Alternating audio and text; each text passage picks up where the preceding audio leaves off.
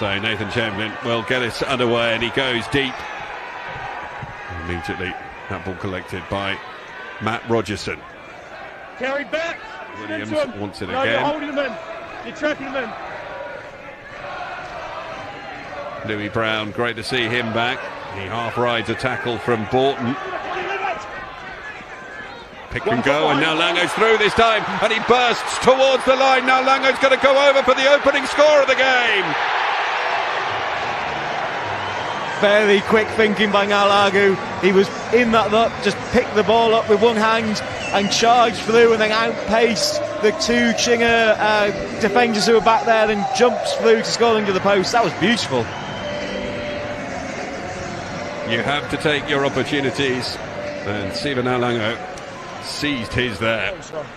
I know you're saying no. I think fortunate that we don't have a video there. If you do have to be the last man in the look there, then I don't think Naago was. But you know, details.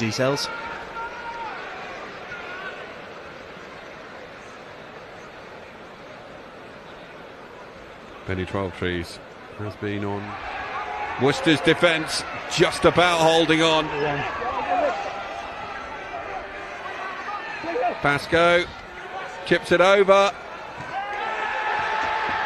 Try scored. It's an incredible finish. I think when you see this again, that was an unbelievable finish if he's got that ball down. They had the penalty advantage, so it was a kick to nothing, but this is absolutely incredible. Probably would have been easier to say unfortunately, our position up here so completely blocked by the potting sheds and a number of cameras as well, so I haven't seen who's managed to touch this down. I'm assuming it would be Grant Hughes over there, but I'm wondering if it's Will Cave. It's a wonderful way to kick by Pascoe. He knows there's a little bit of space out there. And then taken by Jamie Campbell. They're trying to peel around the front. Alan Walker for the corner. Try scored. He loves scoring at Worcester. 2 at Six Ways in December, 1 at Kingsley Road, and now Alan Walker goes over in the playoff quarter-final to put Chinnor into the lead. it's as simple as rugby can be, isn't it? Absolutely wonderful kick from Chamberlain, and then that maul went from being caught to going over in the corner in a matter of seconds. Nice setup here. Campbell gets it, and then they swing round the corner. Worcester try and push him into that corner, but Alan Walker just clear, and then Lloyd Williams goes for that. I think Lloyd Williams suggests that was knocked on. Don't know if it was, but that's certainly what he's suggesting to the assistant referee. This is just very smart. Just go where the defence aren't. Control of the ball, extra numbers coming in here. Lloyd Williams waits. Don't lift the leg!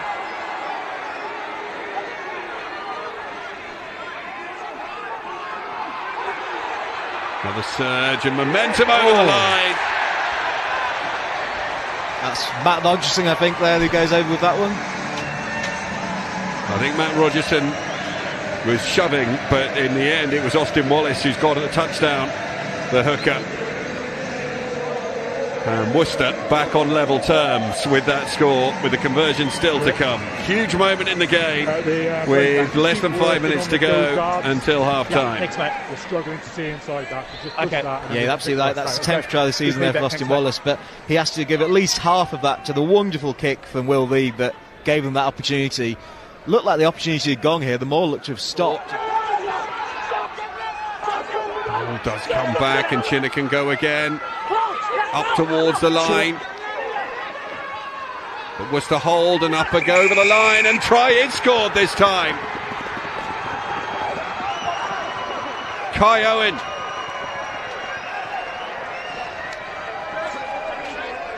Wow. Well, these two teams account for 25% of all the pick and goes made in this league. You can see why they're so effective at them.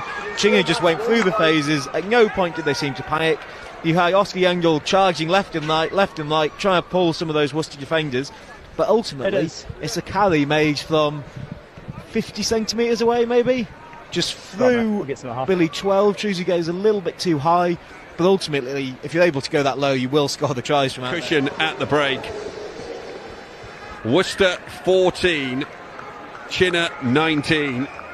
An extraordinary first 40 minutes of playoff rugby here at Six Ways, and it is the underdogs, Chinnor, who lead. Just never go away. They have had some performances this season. Nick Easter highlighted the one against the Cornish Pirates, which was just a performance which was so disappointing, but usually these sides, Worcester 14, Chinnor 19 and Billy 12 Trees.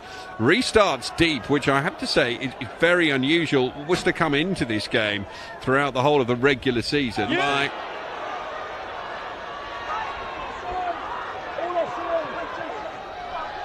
Try feels like it's coming. Louis Brown screaming for the ball. Forwards continue to duck and go. Lloyd Williams, this time it is scored. Tim Anstey. Patient build-up, and I have to give massive credit there for Louis Brown. I don't think he actually went forward in that run, but he kept it alive, he kept time on the ball, and when he eventually did go down, there was opportunities for Worcester, and they went through. Chinnor under huge pressure. The referee's actually speaking now. I wonder whether there is going to be a card. So, insult to injury here for Chinnor.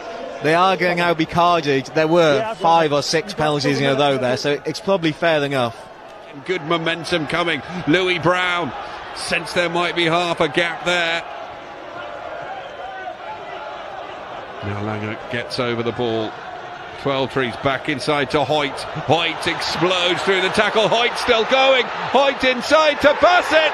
Try number 4, and Worcester back in front. Talk about impact from Tim Hoyt. He's been on for maybe 2 minutes. He just slides through that gap, and then Josh Bassett, as all good wingers should be, just there to finish off that try. This is what we wanted to see from Worcester. This is high ball in play. This is attacking the options, attacking the space, and this is absolutely wonderful from them. They are fully... That should be a penalty to someone, I suspect, given how the scrum's ended up. Stokes gets it out. Carter helped on its way. Massive hit from Naago, and that turns the ball over. And then picked up again. Naago just short of the line, reaches and scores. What an unbelievable effort from Naago. He makes an enormous hit. As the ball bounces out, he picks it back up again, almost gets tackled, and then finishes the job. It's 3 game-changing moments in one. Surely now this is Worcester's. Well, he started things off, and it looks like he might bookend them here at Six Ways. Stephen Naago, in his first season from Bristol, scoring his 2nd try of the afternoon. This hit on Kieran Goss, just seeing the ball go loose. Brilliantly picked up, carried forward there by Will Lane, and then Naago getting away from Cave, tackled bravely, but still having the wherewithal and stretch to reach out and touch the ball onto the line. What they have to do is score here, but I feel that it might well be the last action of the game, even if they do. Jamie Campbell collects.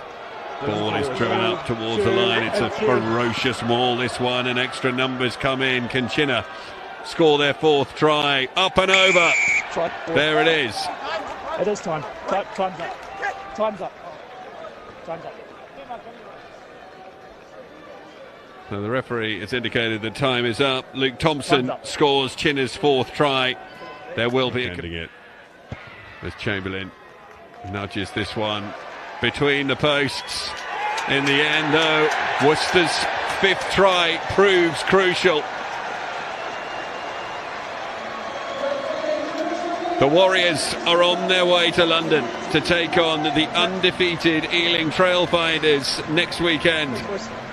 As we say, have not been beaten this season, but on this performance and perhaps even another week of Worcester getting even better, I wouldn't put it past them. Finals.